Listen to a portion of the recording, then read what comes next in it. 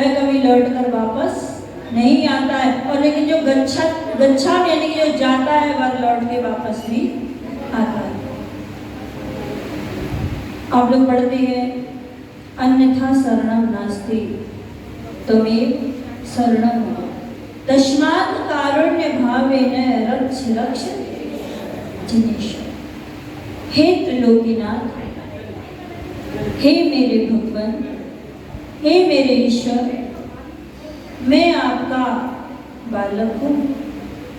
आप मेरी मुझ आत्मा पर इस 4 गति 84 लाख योनियों में भटकती आत्मा पर हे मेरे परम पिता परमेश्वर, आप दया करके करुणा करके रक्षा कीजिए। मेरी इस आत्मा की चतुर्गति रूप दुखों से रक्षा कीजिए। जो आपकी शरण में एक बार आ जाता है उसके सारे दुख दर्द कष्ट उपसर्ग आदि सब नष्ट जाते। असाता को साता में परिवर्तित करने का एकमात्र मार्ग है जिनेंद्र भक्ति। जिनेंद्र भक्ति वह शक्ति है जो बड़े बड़े वज्र रूपी कर्मों को भी खंड खंड कर देती है। राजा श्रेणिक ने कहाँ का बंद किया था? जब राजा श्रेणिक ने यशोधर मुनिराज के गले में मृत सर्प डाला था उस समय उन्होंने कहाँ का बंद किया था? कौन से नरक का? 7वें नरक का बंद किया था।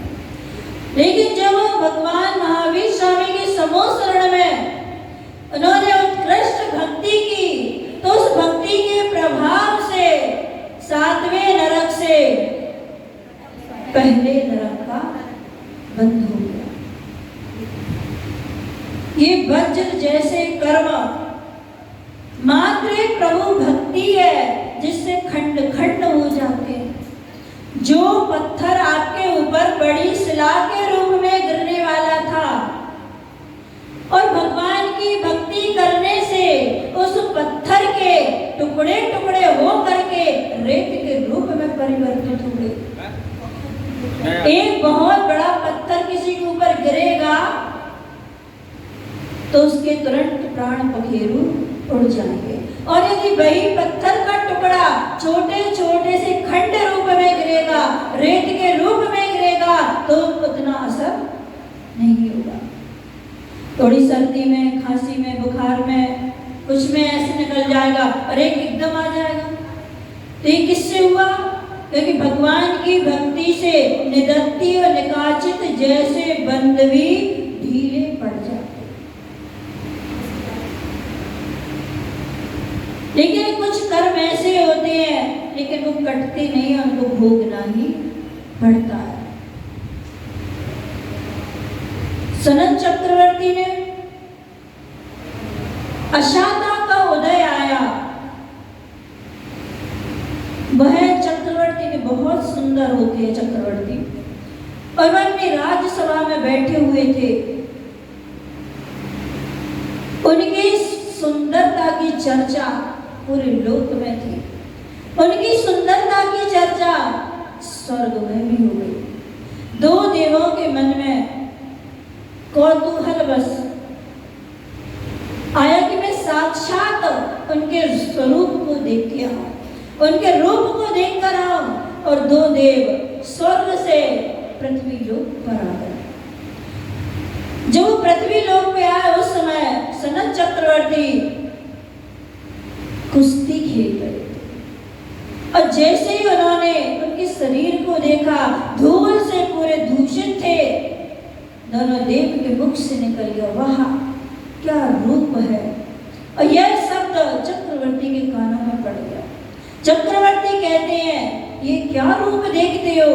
जब मैं राज सिंहासन में बैठूंगा तब मेरा रूप देखना। और वह नहा धो करके सुंदर चंदन आदि का लेपन आदि करके, मुकुट आदि लगा करके, पूरे वस्त्र आभूषण के साथ जब सिंहासन पर विराजमान हुए, वह देव वहां पहुंचे तो कहने लगे जो कल था वो आज नहीं। चक्रवर्ती कहते कैसी बात करते हो, कल मैं पूरा धूल से लिपटा हुआ था, तब तुम कह रहे थे सुंदर लग रहा हो, आज मैं इतनी सुंदर पोशाक में बैठा हूं और तुम बोले सुंदर नहीं है। हाँ चक्रवर्ती, जो कल था वो आज नहीं है। चक्रवर्ती कैसे कहते हैं ऐसे कैसे हो सकता है। वह कहते एक गिलास पानी मंगाइए। एक गिलास पानी मंगाया गया और उस देव ने उस पानी में एक धागा डाला। चक्रवर्ती से पूछा आप बताइए इस गिलास में से पानी कम हुआ कि नहीं हुआ? हाँ हुआ है। जैसे ही चक्रवर्ती ने इस दृश्य को देखा उन्हें बैराग हो गया। आप बताइए इस गंधोदक में से पूरा भरा हुआ से बूंद निकल जाएगी तो कम हुआ कि नहीं हुआ? क्या कम होते दिखेगा?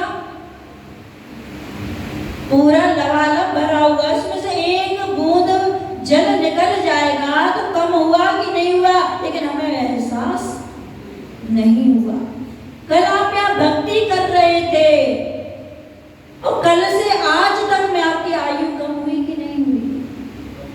देखिए क्या, वही चमक, वही धमक, वही वस्त्र, वही आभूषण, वही पूजा, वही पाठ, सब कुछ वही है, लेकिन कम तो हुआ है।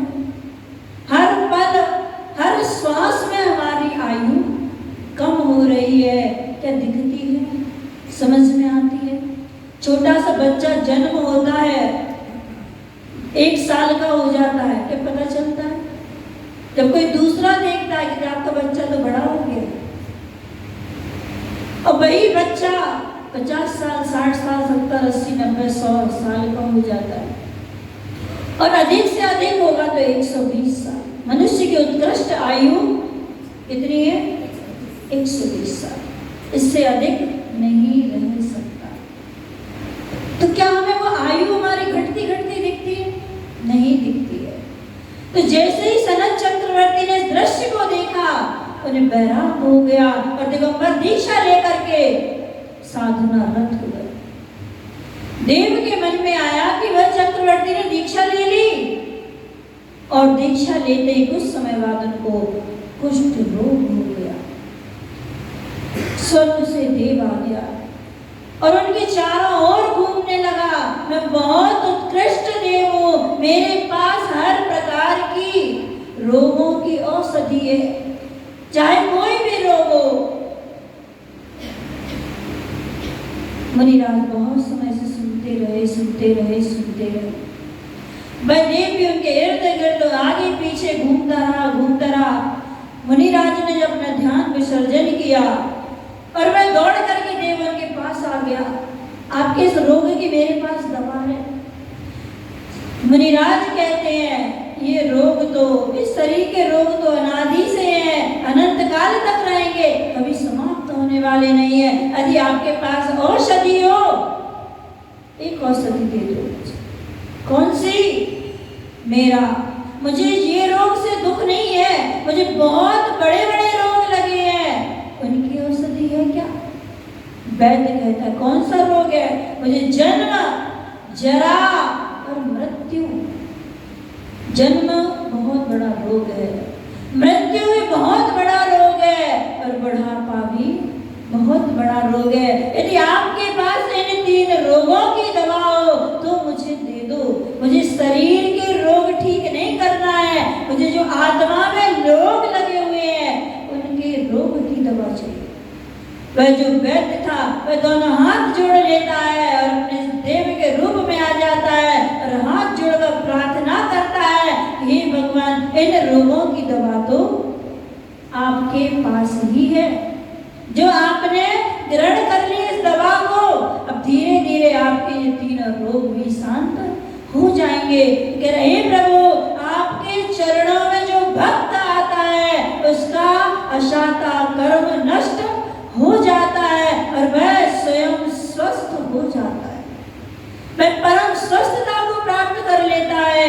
ऐसी स्वस्थता को प्राप्त कर लेता काल तक कभी उसके पास किसी भी प्रकार की बीमारी नहीं आती है, वह सिद्ध लोक में विराजमान हो जाता है। ना उसके पास जन्म है, न जरा है, ना मृत्यु। तीनों रोगों पर वह विजय को प्राप्त कर लेता है और जन्म अधिक रोग नसाता, जन्म आदि रोगों को नष्ट कर देता है। तो जो शरणा जो प्रभु की पाता, उसका मिट जाते साता, वह स्वयं स्वस्थ हो जाता, जन्मादिक रोग नसाता। ओम ह्रीं